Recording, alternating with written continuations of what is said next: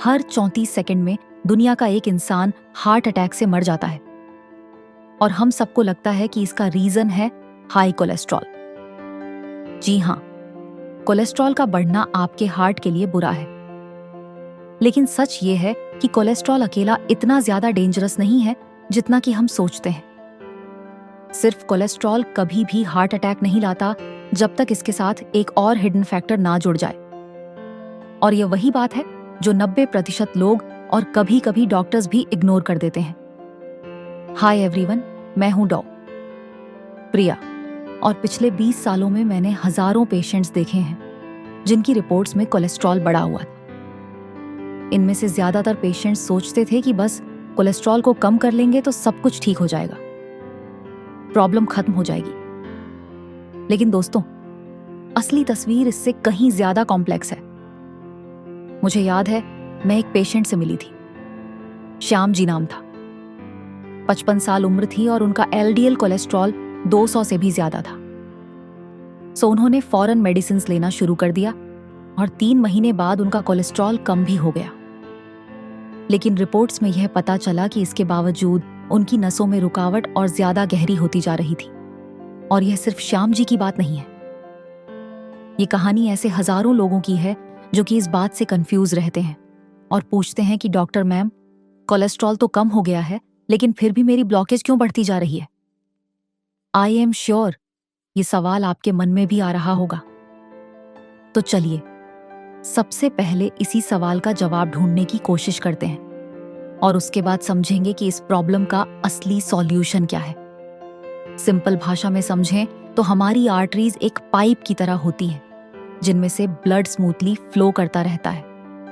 अब अगर आपकी आर्टरीज हेल्दी हैं तो एलडीएल बढ़ने के बावजूद ये नसों की वॉल्व्स पे आसानी से चिपकता नहीं है।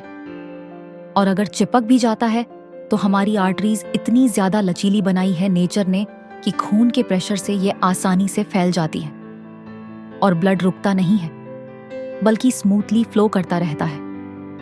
असली प्रॉब्लम दोस्तों तब शुरू होती है जब नसों की दीवार में छोटी छोटी इंजरीज होने लगती हैं और बॉडी तुरंत हीलिंग मोड में आ जाती है। और वहां पर इन इंजरीज को हील करने के लिए वाइट ब्लड सेल्स, प्रोटीन और कोलेस्ट्रॉल, ये सब चीजें मिलकर एक पैच बना लेते हैं। और धीरे धीरे यही मैला यानी यही गंदगी वहां पर जमा हो जाती है और एक प्लैक की शक्ल ले लेती है। एक सॉलिड प्लैक वहां पर बन जाता है और यही प्लैक एक्चुअली में हार्ट अटैक और स्ट्रोक का सबसे बड़ा रिस्क फैक्टर होता है। क्योंकि जब यह रप्चर करता है तो वहां क्लॉट बनता है जिससे कि दिल की नसें ब्लॉक हो जाती हैं और अचानक से हार्ट अटैक हो जाता है। लेकिन सवाल ये आता है कि आर्टरीज की वॉल्स में आखिर ये इंजरीज होती क्यों हैं? तो इसके पीछे एक छुपा हुआ फैक्टर होता है जो है क्रॉनिक इन्फ्लेमेशन। अब ये क्रॉनिक इन्फ्लेमेशन क्यों होता है? इसके पीछे एक बहुत लंबी चौड़ी साइंस है जो कि पूरी डिटेल में समझने की आपको जरूरत नहीं है। बस आप शॉर्ट में समझ लीजिए कि जब आपकी बॉडी के अंदर इंसुलिन रेजिस्टेंस पैदा होता है तो उससे हमारी बॉडी में अंदरूनी तौर पर क्रॉनिक इन्फ्लेमेशन शुरू हो जाता है। और ये इंसुलिन रेजिस्टेंस जो है ये ज्यादा शुगर लेने की वजह से होता है। तो आप कह सकते हैं कि क्रॉनिक इन्फ्लेमेशन का एक बहुत बड़ा रीजन जो है वो ज्यादा शुगर का इस्तेमाल करना होता है। तो 2 चीजें मेनली मेरे हिसाब से आपके हार्ट के लिए सबसे बड़ी नुकसानदेह चीज है और आपके अंदर हार्ट अटैक पैदा करने का एक बहुत बड़ा रिस्क फैक्टर हो सकती है। और वो है बढ़ा हुआ कोलेस्ट्रॉल और दूसरा है क्रॉनिक इन्फ्लेमेशन। जब ये दोनों चीजें आपस में मिलेंगी तभी सही मायनों में आपकी बॉडी को, आपके हार्ट को सबसे ज्यादा खतरा होगा। तो अब आप समझ गए होंगे कि हार्ट अटैक की कहानी सिर्फ कोलेस्ट्रॉल की ही नहीं है। असली रिस्क तब बनता है जब कोलेस्ट्रॉल और इन्फ्लेमेशन एक साथ मिलकर आपकी आर्टरीज को ब्लॉक करने लगते हैं। लेकिन अब सवाल यह भी आता है दोस्तों कि क्या कुछ ऐसी रेमेडीज हैं जो कि ना सिर्फ कोलेस्ट्रॉल को बैलेंस करें बल्कि हमारी बॉडी के अंदर जो इन्फ्लेमेशन है उसको भी शांत करें और दिल को अंदर से मजबूत भी बनाए? इसका जवाब है हाँ।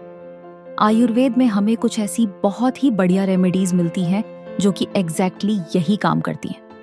और अनलाइक कोलेस्ट्रॉल लोअरिंग पिल्स, ये एक होलिस्टिक अप्रोच देती है जो कि आपके दिल की हर तरफ से रक्षा करती है। और जानते हैं सबसे एक्साइटिंग बात क्या है? सबसे एक्साइटिंग बात यह है कि अब साइंस भी इन रेमेडीज की ताकत को मानने लगी। दोस्तों, अर्जुन न सिर्फ आपके कोलेस्ट्रॉल को कम करता है बल्कि हार्ट की पंपिंग पावर को भी इंप्रूव करता है। यानी आपका हार्ट जो पंप करता है उसकी इफिशियंसी को यह बढ़ा देता है।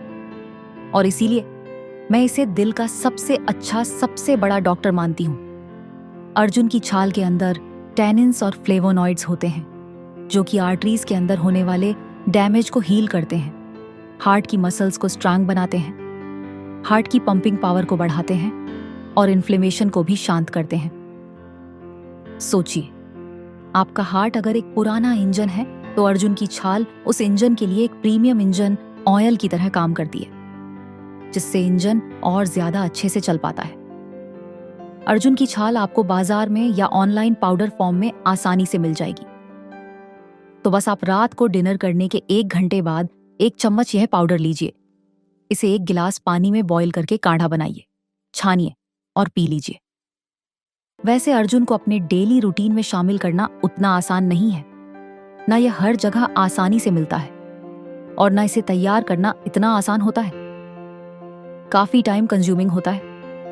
और इसी वजह से मैं आपको एक आयुर्वेदिक और नेचुरल जूस के बारे में बताना चाहूंगी जिसका नाम है वंस 45+ कोलेस्ट्रॉल बैलेंस जूस। ये जूस आपके हार्ट हेल्थ का ध्यान रखने के लिए बनाया गया है। इसकी खास बात यह है कि इसमें unique blend of 8 powerful herbs use की जाती हैं जो कि रेयर और एक्सोटिक जगहों से फ्रेशली सोर्स की जाती है ताकि उनकी प्योरिटी और बेनिफिट्स मेंटेन रहें। इनमें सबसे खास हर्ब्स हैं गुग्गुल और अर्जुन, जो कि आपको एक साथ मार्केट में अवेलेबल किसी भी और जूस में नहीं मिलेंगे। गुग्गुल LDL यानी बैड कोलेस्ट्रॉल और ट्राइग्लिसराइड्स को कम करता है और HDL यानी गुड कोलेस्ट्रॉल को बढ़ाता है। और अर्जुन, जैसा मैंने आपको पहले बताया, ये आपके हार्ट मसल्स को स्ट्रांग बनाता है और ब्लड सर्कुलेशन को भी बॉडी में इंप्रूव करता है। इसके अलावा इसमें garlic, Apple cider vinegar, ginger, lemon, turmeric और हनी भी यूज किए जाते हैं जो कि लिपिड मेटाबॉलिज्म को बैलेंस करते हैं और आर्टरीज में प्लेक बिल्डअप को रोकते हैं। ये 100% आयुर्वेदिक और नेचुरल जूस है। इसमें कोई एडिटिव कलर, आर्टिफिशियल फ्लेवर या केमिकल नहीं है। इसे यूज करना भी बहुत आसान है। सिर्फ 30 मिलीलीटर जूस को 1 गिलास पानी में मिलाइए और पी लीजिए। बेस्ट रिजल्ट्स के लिए इसे दिन में 2 बार लीजिए, एक बार सुबह खाली पेट और एक बार शाम को खाने के बाद। कम से कम 4 से 5 हफ्ते रेगुलर यूज करें। दोस्तों, वंस आर कोलेस्ट्रॉल बैलेंस जूस एक सिंपल और इफेक्टिव रेमेडी है जो नेचुरल हर्ब्स के साथ कोलेस्ट्रॉल को बैलेंस करती है और आपके हार्ट को अंदर से स्ट्रांग बनाती है। इसका लिंक आपको डिस्क्रिप्शन में और फर्स्ट कमेंट में मिल जाएगा, तो इसे एक बार ट्राई करके जरूर देखिए। दूसरी रेमेडी है गुग्गुल। शायद आपने इसका नाम कम सुना होगा, लेकिन आयुर्वेद में यह कोलेस्ट्रॉल और इन्फ्लेमेशन कम करने के लिए one of the best herbs मानी जाती है। ये बेसिकली एक रेजिन टाइप का होता है जिसमें गुग्गुल स्टोन होता है जो कि लिवर में कोलेस्ट्रॉल मेटाबॉलिज्म को कम करता है। क्लिनिकल स्टडीज कहती हैं कि 12 हफ्ते तक गुग्गुल लेने से LDL और ट्राइग्लिसराइड्स 20 से 25% तक कम हो जाते हैं और साथ ही यह इन्फ्लेमेशन मार्कर्स को भी कम करता है। मेरी एक पेशेंट ने जब ट्रिफला गुग्गुल डेली लेना शुरू किया तो उनका सिर्फ कोलेस्ट्रॉल ही कम नहीं हुआ बल्कि पेट की चर्बी भी धीरे धीरे कम होने लगी। और इसीलिए आयुर्वेद में इसे मेदोहर यानी फैट डिसॉल्विंग हर्ब कहा जाता है। गुग्गुल आपको मार्केट में टैबलेट या कैप्सूल फॉर्म में आसानी से मिल जाएगा। तो आप चाहें तो लंच के बाद 1 से 2 टैबलेट ट्रिफला गुग्गुल की गर्म पानी के साथ 2 से 3 महीने तक ले सकते हैं। तीसरी रेमेडी है गार्लिक, लहसुन। गार्लिक के अंदर एलिसिन नाम का कंपाउंड होता है जो कोलेस्ट्रॉल को ऑक्सीडाइज होने से रोकता है और ब्लड को नेचुरली पतला करता है, यानी क्लॉट बनने से बचाता है। कुछ स्टडीज कहती हैं कि गार्लिक से टोटल कोलेस्ट्रॉल 15 से 20 मिलीग्राम तक कम हो सकता है और ब्लड प्रेशर भी कंट्रोल रहता है। गार्लिक यूज करना बहुत आसान है। रोजाना सुबह खाली पेट 1 से 2 रॉ गार्लिक क्लोव्स क्रश करके गुनगुने पानी के साथ लें। शुरुआत आधी कली से करें। अगर पेट में जलन या कोई दिक्कत नहीं होती तो धीरे धीरे मात्रा बढ़ाएं। दोस्तों, ये रेमेडीज अपना पूरा असर तभी दिखाती हैं जब आप इन्हें हेल्दी लाइफस्टाइल के साथ कंबाइन करते हैं। रोजाना कम से कम 30 मिनट ब्रिस्क वॉक या हल्का एरोबिक एक्सरसाइज करें। अगर एक्टिव हार्ट इश्यूज नहीं हैं तो हल्के वेट्स भी उठा सकती हैं। डाइट में ओट्स, फ्लैक्स सीड्स, जौ का आटा, ईसबगोल और अखरोट जैसे हाई फाइबर फूड्स जरूर शामिल करें। साथ ही स्ट्रेस से जितना हो सके उतना बचें। अगर आप ऐसा करेंगी तो इन रेमेडीज का असर डबल हो जाएगा। तो दोस्तों, अब आप समझ गई होंगी कि हार्ट अटैक के पीछे की असली साइंस क्या है। जी हाँ, कोलेस्ट्रॉल तो बुरा है ही, लेकिन असली प्रॉब्लम तब शुरू होती है जब बॉडी में इन्फ्लेमेशन उसके साथ मिल जाता है। और इसलिए आपको ऐसी रेमेडीज लेनी चाहिए जो इन दोनों चीजों को एक साथ टारगेट करे। उम्मीद है ये वीडियो आपको हेल्पफुल लगी होगी और आपने कुछ नया सीखा होगा। वैसे जब हार्ट अटैक होता है तो उससे कई दिन पहले हमारी बॉडी बहुत सारे सिग्नल्स देना शुरू कर देती है, जिन्हें हम इग्नोर कर देते हैं। अगर आप उन सिग्नल्स को जानना चाहती हैं जो हार्ट अटैक से कुछ दिन पहले दिखते हैं, तो यहां क्लिक करके वो वीडियो जरूर देखिए। मिलते हैं एक नई वीडियो में। तब तक अपना ध्यान रखिए, हंसते रहिए, मुस्कुराते रहिए और रोज कुछ नया सीखते रहिए ताकि आप रहें हेल्दी हमेशा।